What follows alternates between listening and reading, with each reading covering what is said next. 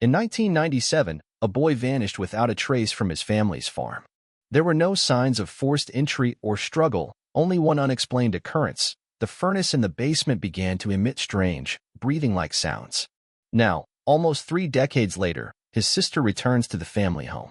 And behind that very furnace wall, something mysterious awaits. Something that holds memories. And it has just responded with a knock. Abigail Sterling hadn't spoken to her mother in nearly 6 years. Yet, the letter in her hand made it impossible to stop thinking about her. The envelope was yellowed and unsealed, as if it had been opened and then hastily resealed, perhaps out of some remorse. There was no return address, just the name, Abigail Sterling, written in a hand that made her stomach clench. It arrived on a Thursday, found among a bank statement and a real estate flyer. Inside was a single sheet of lined paper, folded once, with no date or salutation. He's still there, behind the furnace. Abigail sank into the kitchen chair, her heart pounding, echoing loudly in her ears.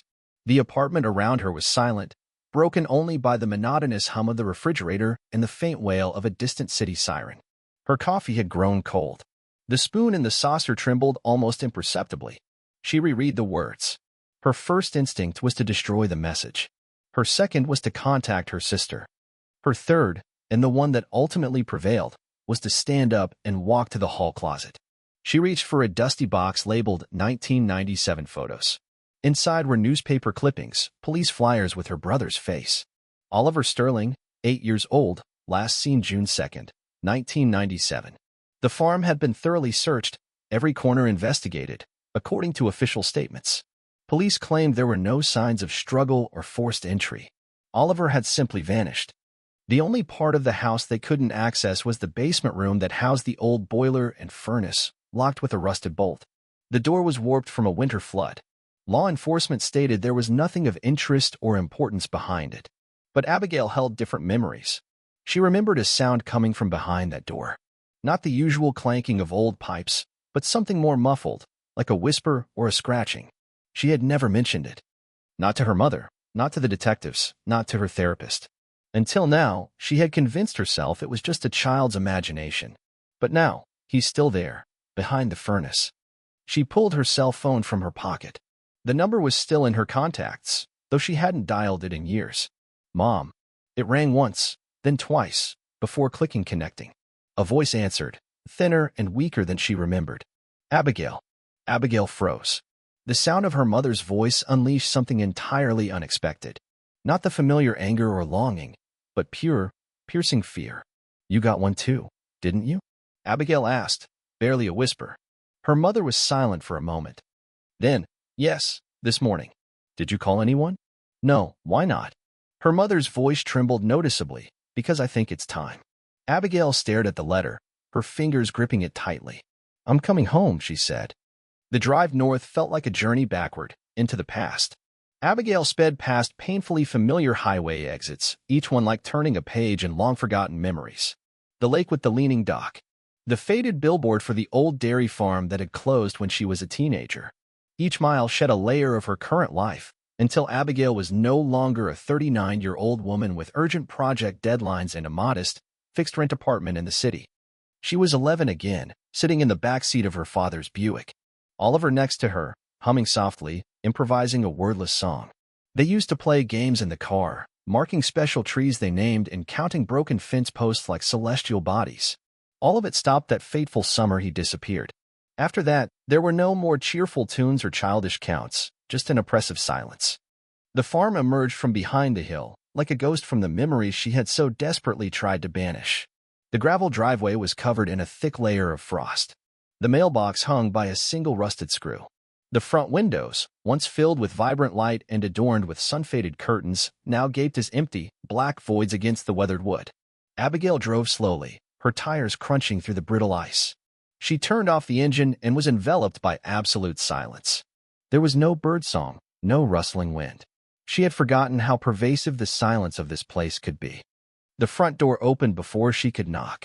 Her mother stood in the doorway, appearing smaller than Abigail remembered, wrapped in a faded, pale cardigan. Her once dark hair was streaked with silver. Deep wrinkles lined the skin around her mouth, and a shadow, previously absent, lurked in the depths of her eyes. Both women stood still, unmoving. Finally, her mother stepped back. "Come in. I left the heat on, just in case." Abigail stepped inside, as if entering a long-past era. The house was virtually unchanged. The same familiar braided rug in the entryway. The same grandfather clock, its hands frozen since 2003. A faint scent of cedar, old, stale coffee, and a subtle metallic tang lingered in the air. Not unpleasant, but distinctly odd. On the hall wall still hung the same school photo of Oliver in a simple plastic frame. The same gap-toothed, earnest smile, the same flannel shirt that was too big for him. Abigail paused before it. "He would have been 34 this year," her mother said softly. Abigail nodded, unable to speak. In the kitchen, her mother made tea, as if time held no sway over them at all. They sat in silence for a while, both holding their mugs as if they were something precious and sacred. Abigail finally reached into her coat pocket and carefully placed the letter on the table. Her mother showed no surprise. "I burned mine," she said softly, "but I memorized its contents first." "Do you think it's true?" Her mother didn't answer. She gazed into her tea, as if trying to read answers in the rising steam. "You know what the police said," she finally murmured. "That the furnace room was inaccessible for inspection. That he likely left the house of his own accord." Abigail's hand involuntarily clenched into a fist. But he couldn't have just left on his own. "No," her mother agreed, her voice barely audible. "He was terrified of the basement. Do you remember?" Abigail remembered. He would start crying if the basement door was left open too wide. He said something lived behind the furnace, a whispering shadow. Everyone else thought he was just indulging in childish fantasies. But Abigail herself had once heard something similar. And now, someone or something wanted them to look at that place again. Later that night, after her mother had gone to bed, Abigail paused on the top step leading to the basement. The door let out a long creak as she pulled it open. A rush of icy air escaped from the utter darkness. She flipped the light switch. A dim bulb flickered, barely illuminating the space, casting strange shadows on the concrete steps. Every creak beneath her foot seemed deafening. The basement appeared untouched by time. Boxes, paint cans, a row of dust-covered Christmas decorations, and in the far corner, the boiler room door, still locked, still chained, still warped as if it had been consumed by the house itself. Abigail slowly approached it. There, on the wooden surface just above the doorknob, was something new. A single, faint smudge, resembling a child's fingerprint. Fresh, as if left very recently. The next morning brought snow. Not heavy, just a light dusting that powdered the tops of fence posts and porch railings. Abigail stood by the window, a mug of coffee in hand, watching the snowflakes drift slowly, spiraling down. Her mother was still upstairs, likely still asleep, or perhaps deliberately avoiding her daughter. At 9:13 a.m., a knock came at the front door. Abigail blinked. The sound startled her. The house was so far from the road that visitors were rare, especially in winter. She cautiously opened the door. On the porch stood an elderly man in a beige parka, wool gloves, and a faded brewer's cap. His breath plumed in the cold air. His eyes were kind, but shrewd. "Abigail Sterling?" he asked. "Yes." He smiled faintly. "Didn't think you'd remember me. I'm Walter Davis. Live on Oak Street. Your father and I played high school baseball together. I helped board up the house after everything." She paused for a moment, looking at him. The name clicked in her memory. Walter, the neighbor who used to give them extra tomatoes in the summer. The man who would clear their driveway before the county snowplow arrived. "I remember you," she said. "You used to call Oliver Spaghetti Legs." Walter chuckled. He hated that. Abigail managed a smile. "I saw your car in the driveway last night," he said. "Figured you were back for some reason." She hesitated. "Someone sent a letter." Walter's expression shifted slightly, like a curtain drawing back in a closed room. "What letter?" Abigail opened the door wider and gestured him into the kitchen. "Coffee." They sat at the kitchen table.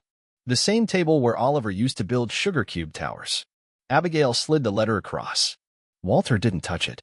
He read it, then leaned back, crossing his arms over his chest. "I'll be honest with you," he said. "You and your brother were good kids, but I always thought there was something off about that basement." Abigail tensed. "What do you mean? Did you ever hear the house breathe, Abigail?" She frowned. "Breathe. I know it sounds strange," he said, "but I used to help your father with the furnace. Every fall, right before the freeze, something was off about that room.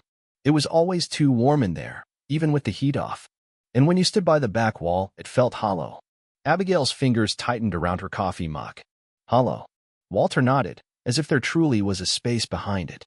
I told your father once. He just smiled. Said the house had its secrets. Her voice was quiet. And then Oliver disappeared. Walter looked at her intently. I never believed he ran away. Kids don't run away without their shoes. Not in this part of Wisconsin. Abigail swallowed hard. The furnace room is still sealed. You should have someone look at that wall. She nodded slowly. Walter reached into his coat and pulled out a folded newspaper clipping, yellowed and brittle with age. He placed it on the table. It was a short article from June 5, 1997. The headline read, "Local boy still missing," but someone had circled something in red ink. A name, Ethan Bellwether, 56, a maintenance contractor who had previously worked for the Sterling family, reported missing 2 days after Oliver. Abigail's heart sank. I don't remember this, she whispered. Most people don't, Walter said. But 2 people went missing that week. Not one. Later, after Walter left, Abigail stood at the door, watching his figure disappear down the snowy path. She returned to the kitchen and picked up the article again, reading the name over and over. Ethan Bellwether. The name meant nothing to her, but perhaps it meant something to the house. She glanced towards the basement. She didn't know what she would find behind the furnace, but she no longer believed she would only find memories. Snow continued to fall throughout the day, softening the lines of the rooftops, blanketing the past in white. Abigail sat at the dining table, an old box of family photos open before her. Photos and clippings were scattered, like pieces of a forgotten map. The name Ethan Bellwether echoed in her mind. She spent an hour sifting through online newspaper archives, trying to find more information. Nothing. One article, one mention, and then silence, as if someone had erased him from history.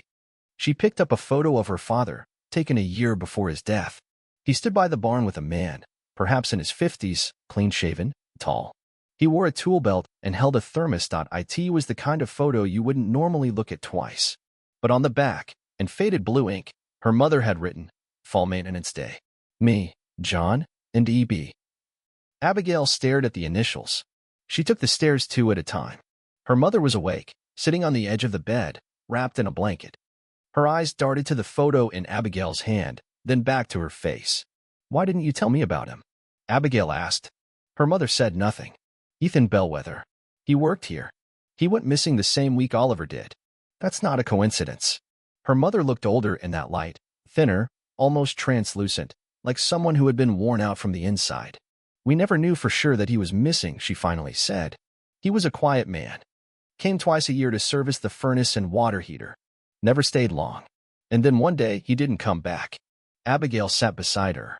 You wrote his initials on that photo. I shouldn't have. Why? Her mother looked out the window. Because I didn't want to remember what he said the last time I saw him. Abigail waited. It was 3 days before Oliver disappeared. She said he came early. Said something was wrong in the boiler room. Not mechanical, but atmospheric. Said it felt like the house was breathing. Abigail's chest tightened. Walter said the same thing. Her mother nodded slowly. Your father dismissed it. Thought Ethan was eccentric. But Ethan wasn't easily scared. That night, he came back unannounced. Said he wanted another look. John told him no. Said we'd wait until fall. And then Oliver, her mother, closed her eyes. And then everything changed. Abigail couldn't sleep that night. She roamed the hallways, touching photo frames, opening drawers, searching for anything else that might connect the threads. In her father's old desk, she found a thick folder labeled Property. Sterling Farm. Most of it was utility bills, but one paper fell out from the back. A hand-drawn diagram. The basement, dated 1973. She looked closer. On the diagram, a narrow rectangle was marked as a storage tunnel, sealed in red ink. It extended beyond the boiler room wall. Abigail's stomach clenched. He's still there, behind the furnace. In the morning, she returned to the basement. This time, she brought gloves, a flashlight, and a hammer. She wasn't going to wait any longer. The door was warped and chained, but the hinges slowly yielded under pressure. She struck carefully, quietly, as if afraid to awaken something. After 30 minutes of effort, the door creaked open. A wave of stale, warm air washed over her face. The furnace loomed ahead, now cold, inactive. Pipes snaked like iron veins across the ceiling. She stepped inside. The flashlight flickered, then steadied. The walls were lined with stone and brick, and in the far corner behind the unit was what looked like a sealed-off section of wall, square and uneven. She moved closer, her breath catching. There, barely visible in the dusty stone, were marks, scratches, faint impressions, as if someone had once tried to get out. Abigail's hand trembled as she raised the light higher. In the dust were initials. OS. Abigail didn't sleep that night. She sat in the living room, lights off, listening to the furnace hum through the floorboards, as always, a low, rhythmic breathing that seemed to never cease, even when the unit itself wasn't running. In one hand, she held the photo of the boiler room diagram, and in the other, a cup of tea, though it had long gone cold. A sealed storage tunnel. Why would a farm basement have a tunnel? And why was it sealed? The marks behind the furnace were not imagination. They were real. Deep gouges, scratched into the old mortar and stone. The kind of marks someone trying to get out might leave. The next morning, Abigail made a call. The public library in town was still operating, though it had shrunk. She asked for the archives and was connected to a local historian, a soft-spoken woman named Hazel Ainsworth, who agreed to meet her that day. "I've been working with the old land deeds," Hazel said over the phone. "The Sterling place, it goes back to the late 1800s. Most people think it was always a farm, but that land had a history long before your family arrived." The library smelled of paper and floor wax, just as Abigail remembered. Hazel waited in the far corner, a stack of yellowed folders beside her. "Miss Sterling," she said kindly, "I found what I could, back to 1950. The rest, well, it gets hazy." She opened one of the folders. The land was originally part of a larger property owned by a man named Elias Granger. He ran a sort of home for troubled youths. Unofficial, out in the sticks, not state-regulated. It closed after a fire in 1926. Records say part of the building collapsed. No mention of casualties, but that was common back then. Abigail leaned closer. "What kind of collapse?" "Underground. There was a root cellar and something beyond it. A walled-off passage. The documents don't say where it led, only that it was unsafe. When the land was sold in the 1940s, the house was torn down. The new structure, your family's, was built on the foundation." Abigail stared at her. "They built the farm on ruins." Hazel nodded. "People did that all the time, especially if they wanted to forget." Back home, Abigail laid the old drawing next to her father's diagram. The lines matched. The storage tunnel was in the same location as the old root cellar from Granger's records, and it was sealed not with wood, but with concrete and brick. She went down to the boiler room again and crouched in the corner once more. This time, she pressed her palm against the wall. It was warmer than the rest of the basement, and something behind it yielded slightly, like an echo behind stone. She stood up abruptly, the flashlight trembling in her hand. From the steps above, she thought she heard movement, a soft shuffle, then silence. "Someone's here," she whispered. But when she went up, the hallway was empty. Her mother was still asleep. The front door was locked. Still on the porch, she found something resting on the wooden railing. A button, worn brass, like from a coat too old but too cherished to discard. She picked it up slowly. And as she turned it in her hand, she saw, faintly scratched into the metal on the underside, the initials EB. Abigail hadn't been in the attic in over 20 years. The narrow pull-down ladder groaned under her weight as she ascended, flashlight tucked under one arm. Dust swirled in the cold air above her, stirred by her presence, like forgotten memories awakening from sleep. The attic had always scared her as a child, not because it was dark or cramped, but because it felt like she was being watched. She had once told Oliver that this was where the house kept its secrets. Now, she knew she was more right than she had imagined. She walked past old boxes of holiday decorations and childhood toys, her breath visible in the cold. Something drew her to the far corner, where an antique trunk sat beneath a sloping beam. It was unmarked, and the lock had long since rusted. Inside, beneath layers of yellowed linens and cracked books, she found a leather-bound journal. It was worn at the corners, the spine nearly split. There was no name on the cover. She opened it. March 12, 1996. Sterling Property. Initial inspection. Abigail froze. The handwriting was neat, methodical. A man's. Basement. Utility room wall shows signs of expansion, not from moisture, from something else. Internal pressure. Heat readings inconsistent with room temperature. Back wall sounds hollow when tapped, but only on certain quiet days. She turned further. May 5, 1997. The wall breathing again. This time I heard something. Not a voice, not an animal, but a rhythm, as if something is waiting. Then closer to the end. May 30th, 1997. The boy asked me if the wall was alive. Her breath hitched. He said it whispers to him at night. Said it remembers things. I told him it was just the furnace. I shouldn't have lied. The last entry, June 1st, 1997. I'm going back tonight after work. They need to know. If I don't return, let the wall sleep. Let it forget. There was no signature. But she didn't need one. It was his journal. Ethan Bellwether. Abigail sat in the attic for a long time, the journal resting on her lap. She heard the quiet ticking of the house beneath her, like something old and patient. She descended the stairs and found her mother in the kitchen, draping a shawl over her shoulders. Where did he stay? Abigail asked without preamble. When he worked here? Her mother looked startled. Ethan? Yes. Her mother hesitated. We had a guest room in the west hallway back then. Abigail turned without a word and walked down the narrow hallway she hadn't entered in decades. The west hallway always felt colder than the rest of the house, though her father said it was just poor insulation. She opened the guest room door.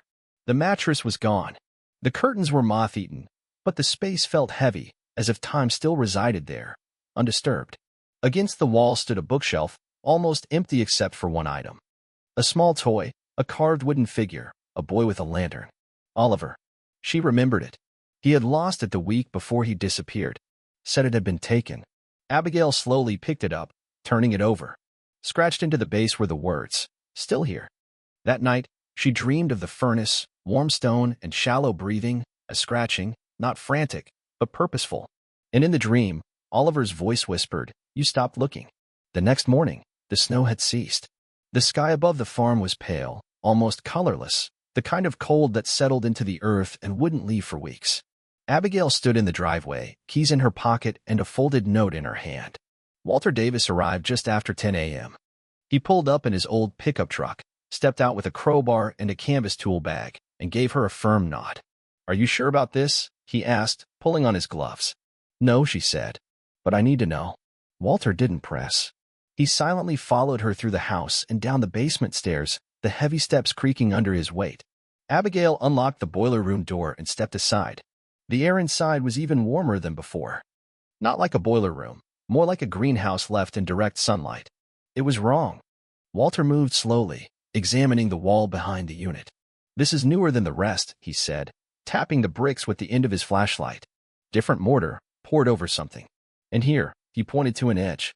"These bricks weren't laid by a professional. Someone sealed this up quickly." Abigail nodded. "There's a tunnel behind it, an old one, from before the house was built." Walter raised an eyebrow but didn't ask. He crouched to unpack his tools. Then the light shifted. Abigail instinctively recoiled as the shadows on the wall seemed to ripple. Not from her movement, not from the flashlight, but from within the wall itself. Walter froze. "Did you see that?" "I did." The air grew thick, now not warm, but dense, as if the oxygen had been drawn out. Then a sound, soft, faint, like breathing. Abigail leaned in slightly, heart pounding, and then a knock came from inside the wall. She recoiled, a scream caught in her throat. Walter froze, crowbar half raised. That wasn't us. They stared at the wall in stunned silence. "Still here." The words from the figurine echoed in her head. "He's still there." Walter recovered first. "That's not the furnace, and it's not the pipes." Abigail's voice trembled. "Do we open it?" Walter glanced at his tools, then back at the wall.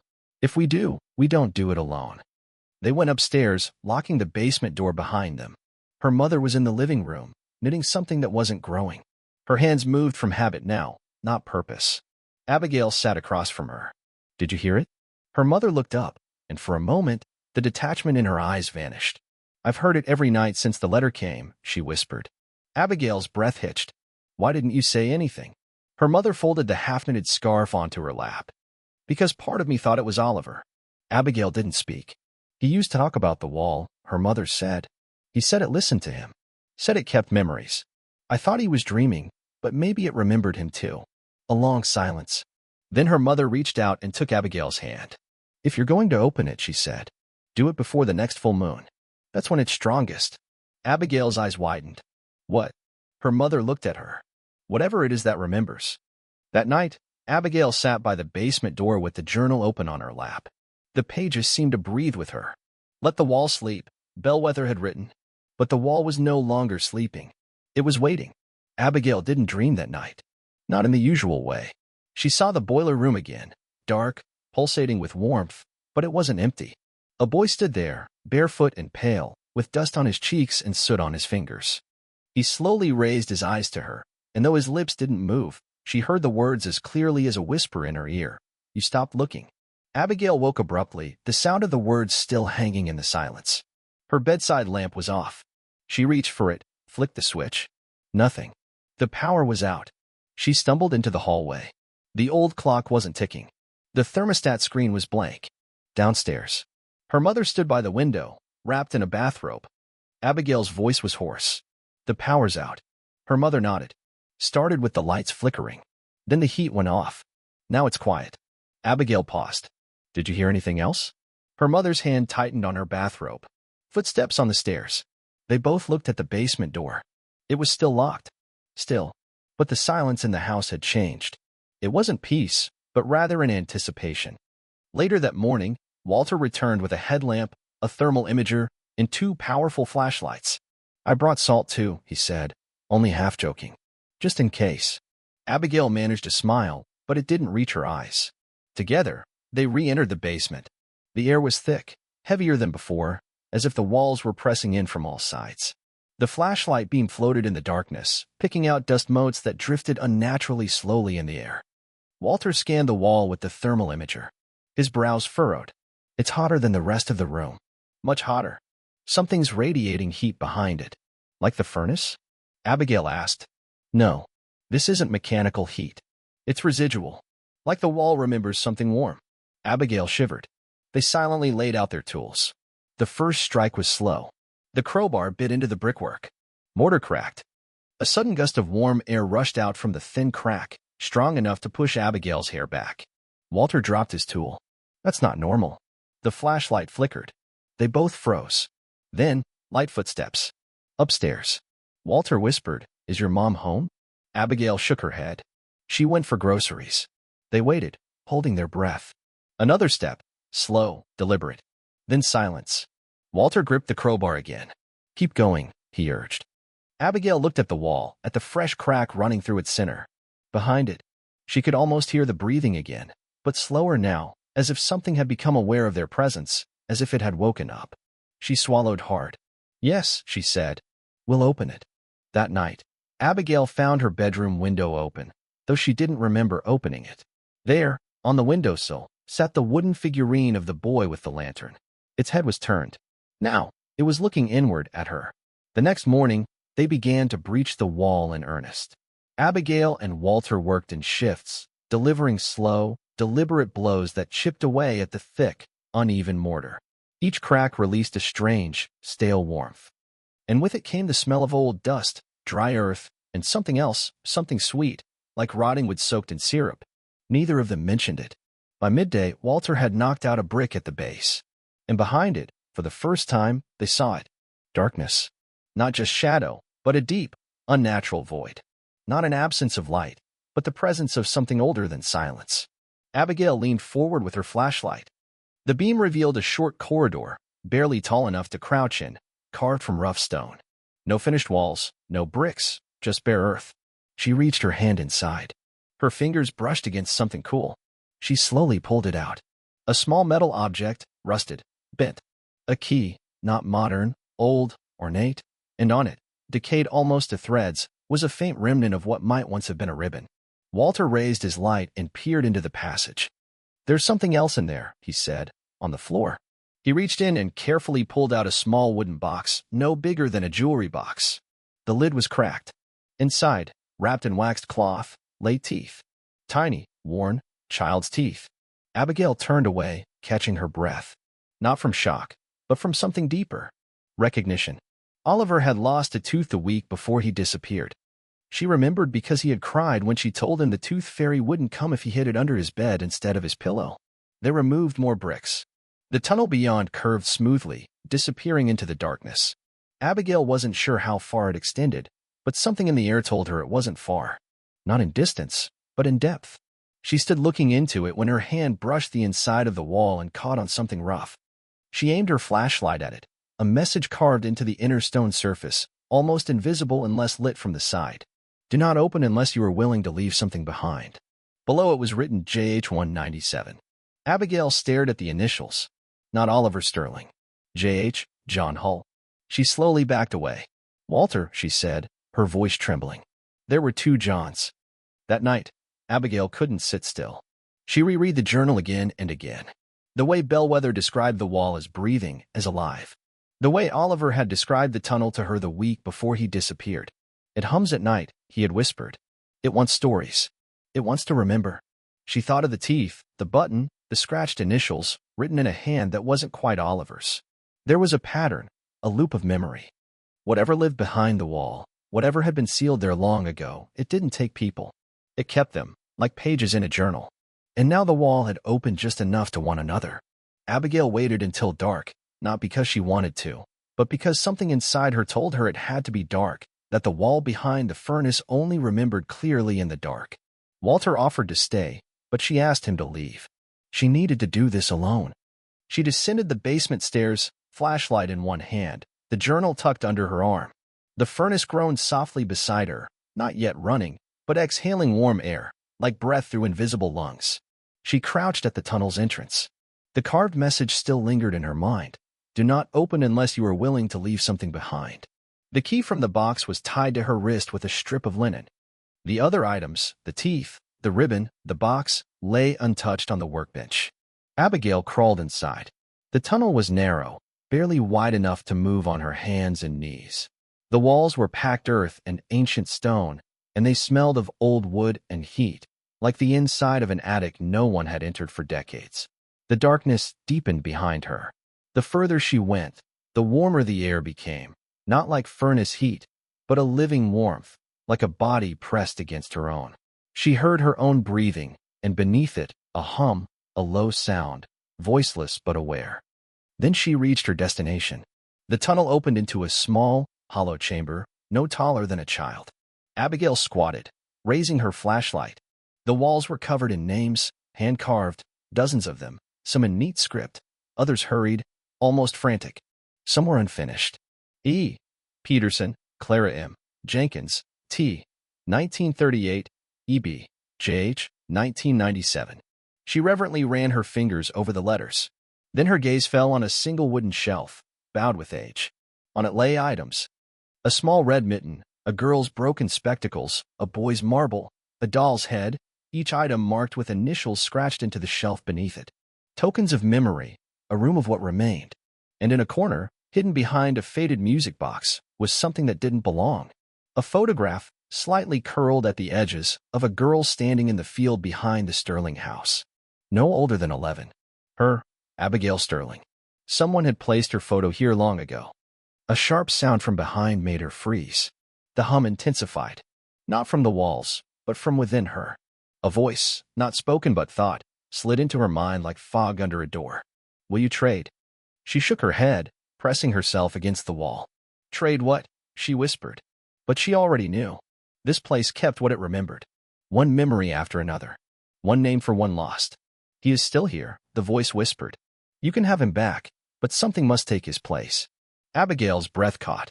Oliver was alive, somehow. No, not alive, but held, preserved in the house's memory, like a pressed flower. Will you trade? The voice asked again. And then, for just a moment, she heard Oliver's voice in her mind. Please, I don't want to be forgotten. Abigail clutched her photograph. It wanted a memory in return. Her story, herself. Would she disappear so he could return? Was that the cost? She crawled back, her heart pounding, her breath trembling. The tunnel now seemed longer, the hum louder, the warmth suffocating. But she emerged back into the boiler room, sweat on her brow, hands shaking. The wall was unchanged, the chamber behind it now somehow sealed, as if it had shown her only what it wished her to see. And now, it waited. Abigail stood at the kitchen sink, looking through the frosted window at the empty road beyond. The house was quiet again, but not peacefully so. It was the silence of something that had made a request and was now awaiting a response. Her fingers still trembled from crawling through the tunnel. She washed them twice, but still felt the dust beneath her nails, still sensed the stale warmth in her hair. Will you trade? She couldn't stop hearing the question. It was more than a whisper. It felt like a presence, pressing on her thoughts, enveloping her name. Behind her, her mother entered the kitchen, wrapped in a winter shawl. I need you to tell me the truth, Abigail said, without turning. All of it. Her mother fell silent, then pulled out a chair and said, "The night Oliver disappeared," Abigail said softly. "He didn't just walk away, did he?" Her mother remained silent for a long time.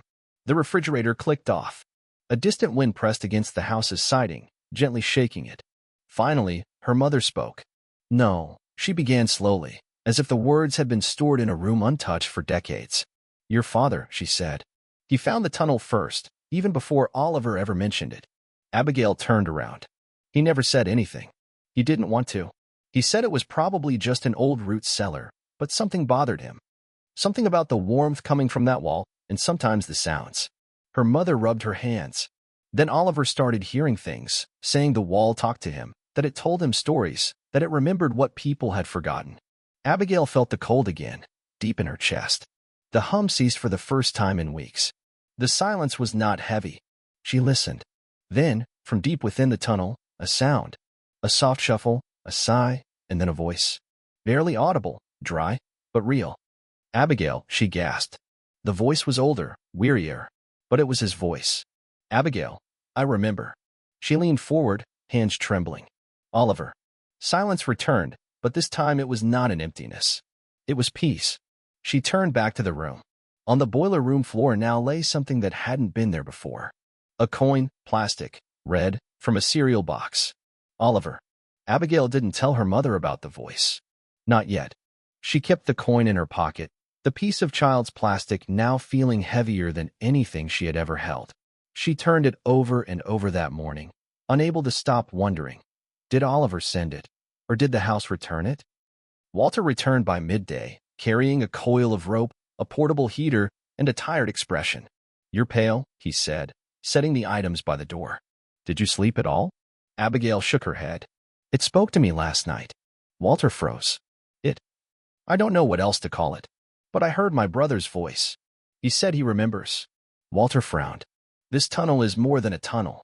You know that now, right? It's not just old stone. It's memory," she finished. "It's a memory that doesn't forget." They descended into the basement. The air was strangely still again. The furnace was silent now, cold. The warmth had shifted elsewhere. The tunnel was different, wider, no longer cramped or scratching. It had opened. Her mother nodded. "It started with the lights flickering. Then the heat went off. Now it's quiet." Abigail fell silent. "Did you hear anything else?" Her mother's hand tightened on her bathrobe. Footsteps on the stairs. They both looked at the basement door. It was still locked. Still. But the silence in the house had changed. It wasn't peace, but rather an anticipation. Later that morning, Walter returned with a headlamp, a thermal imager, and 2 powerful flashlights. "I brought salt too," he said, only half joking. "Just in case." Abigail managed a smile, but it didn't reach her eyes. Together, they re-entered the basement. The air was thick, heavier than before, as if the walls were pressing in from all sides. The flashlight beam floated in the darkness, picking out dust motes that drifted unnaturally slowly in the air. Walter scanned the wall with the thermal imager. His brows furrowed. "It's hotter than the rest of the room. Much hotter. Something's radiating heat behind it." "Like the furnace?" Abigail asked. "No, this isn't mechanical heat. It's residual. Like the wall remembers something warm." Abigail shivered. They silently laid out their tools. The first strike was slow. The crowbar bit into the brickwork. Mortar cracked. A sudden gust of warm air rushed out from the thin crack, strong enough to push Abigail's hair back. Walter dropped his tool. "That's not normal." The flashlight flickered. They both froze. Then, light footsteps. Upstairs. Walter whispered, "Is your mom home?" Abigail shook her head. "She went for groceries." They waited, holding their breath. Another step, slow, deliberate. Then silence. Walter gripped the crowbar again. "Keep going," he urged. Abigail looked at the wall, at the fresh crack running through its center. Behind it, she could almost hear the breathing again, but slower now, as if something had become aware of their presence, as if it had woken up. She swallowed hard. "Yes," she said. "We'll open it." That night, Abigail found her bedroom window open, though she didn't remember opening it. There, on the windowsill, sat the wooden figurine of the boy with the lantern. Its head was turned. Now, it was looking inward, at her. The next morning, they began to breach the wall in earnest. The hum ceased for the first time in weeks. The silence was not heavy. She listened. Then, From deep within the tunnel, a sound. A soft shuffle, a sigh, and then a voice. Barely audible, dry, but real. "Abigail," she gasped. The voice was older, wearier, but it was his voice. "Abigail, I remember." She leaned forward, hands trembling. "Oliver." Silence returned, but this time it was not an emptiness. It was peace. She turned back to the room. On the boiler room floor now lay something that hadn't been there before. A coin, plastic, red, from a cereal box. Oliver. Abigail didn't tell her mother about the voice. Not yet. She kept the coin in her pocket, the piece of child's plastic now feeling heavier than anything she had ever held. She turned it over and over that morning, unable to stop wondering, did Oliver send it, or did the house return it? Walter returned by midday, carrying a coil of rope, a portable heater, and a tired expression. "You're pale," he said, setting the items by the door. "Did you sleep at all?" Abigail shook her head. "It spoke to me last night." Walter froze. I don't know what else to call it, but I heard my brother's voice. He said he remembers." Walter frowned. "This tunnel is more than a tunnel. You know that now, right? It's not just old stone. It's memory," she finished. "It's a memory that doesn't forget." They descended into the basement. The air was strangely still again. The furnace was silent now, cold. The warmth had shifted elsewhere. The tunnel was different, wider, no longer cramped or scratching. It had opened. Walter stared into it, as if it wanted us to come back. They entered together. The earthen walls gave way to smooth stone. The air was warm but dry.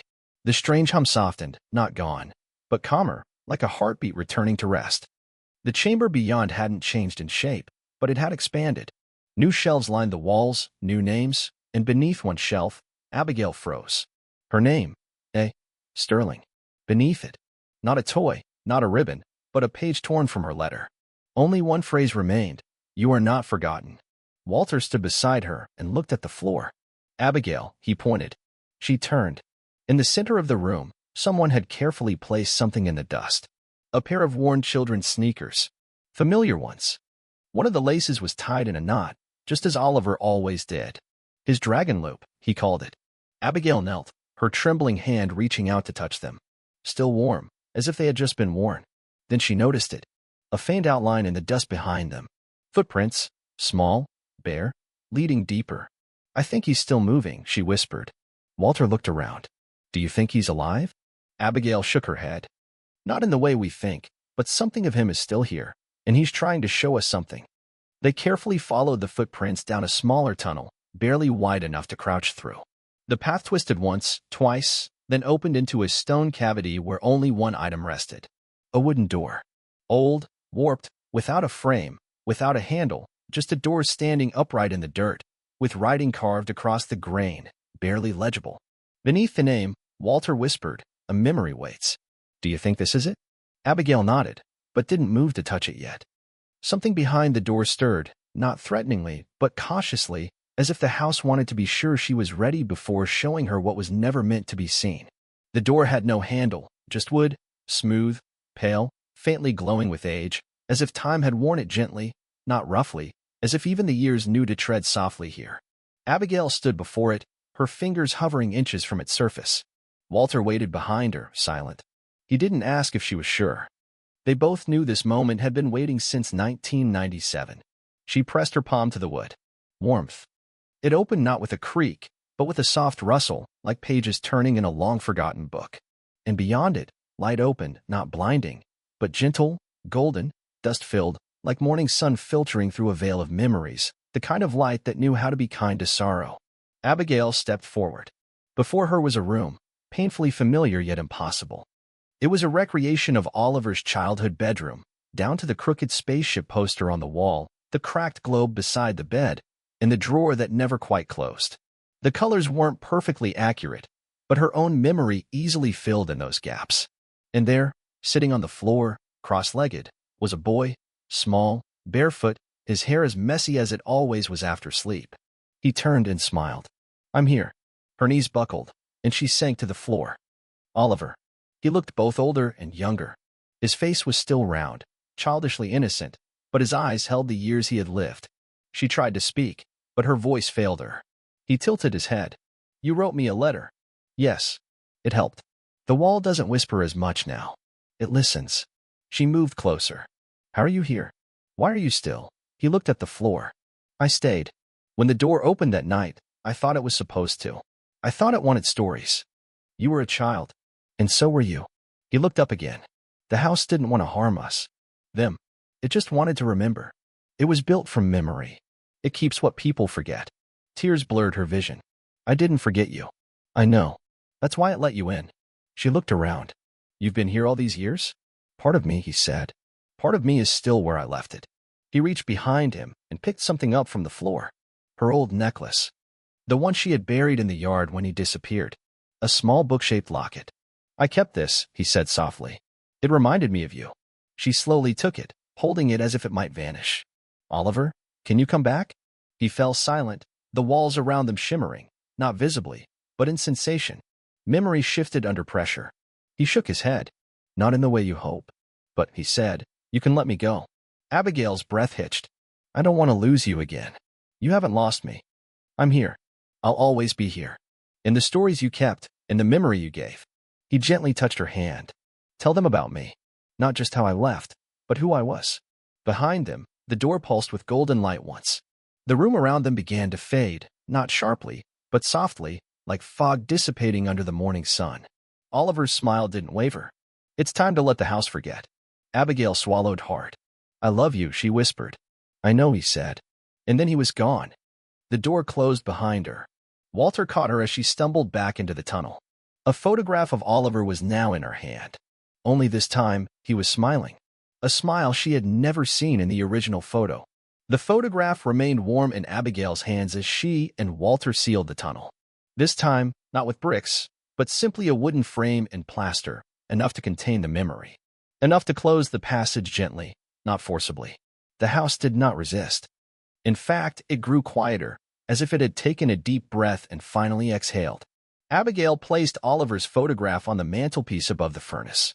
Now he smiled in it, not with a disturbing grin of a struggling memory, but with the soft, open joy of someone properly remembered. That evening, while sorting through her father's study, Abigail opened a drawer she had ignored for years. Inside lay a sealed letter, unmarked except for her name. She slowly opened it, expecting nothing, but the handwriting was unmistakable. Ethan Bellwether. Abigail, if you were reading this, you found the tunnel. You heard the wall. I tried to understand it. I thought it was possessed. Then I thought it was sacred. Maybe both. Maybe neither. The house does not keep ghosts. It keeps grief. It guards what people were too afraid to carry. But you did what no one else could. You listened, asking nothing in return. I could not save your brother, but you did. Not by bringing him back to his old life, but by letting him go. This is what the house desired all along. Not a trade, not a bargain, but a memory spoken aloud, given words. Thank you. E.B. The next morning, Abigail walked through the house one last time, as if bidding farewell to every corner. She paused in Oliver's old room, where sunlight filtered through dusty blinds, casting intricate patterns on the floor. The wind outside gently stirred the tree branches, creating a faint whisper at the windows. She answered it with a whisper of her own. You are free. Then she turned off the light, locked the door, and stepped out into the coming morning, leaving the heavy burden of the past behind. Epilogue. A year later, the farmhouse was sold to a young couple who already had a child. The new owners never opened the boiler room, unaware of the secrets hidden behind its walls. The new owners never opened the boiler room, unaware of the secrets hidden behind its walls, and when their young son, with the directness typical of children, asked who the smiling boy in the old photograph on the mantelpiece was, his mother, not knowing the full truth, simply replied with warmth that it was someone who loved stories very much and was deeply loved in return. The boy smiled back, and the house remained quiet, but not empty, simply at peace. Some houses merely hold echoes of days gone by. This one held a boy. And now, with his memory finally honored, the house found its long-awaited tranquility.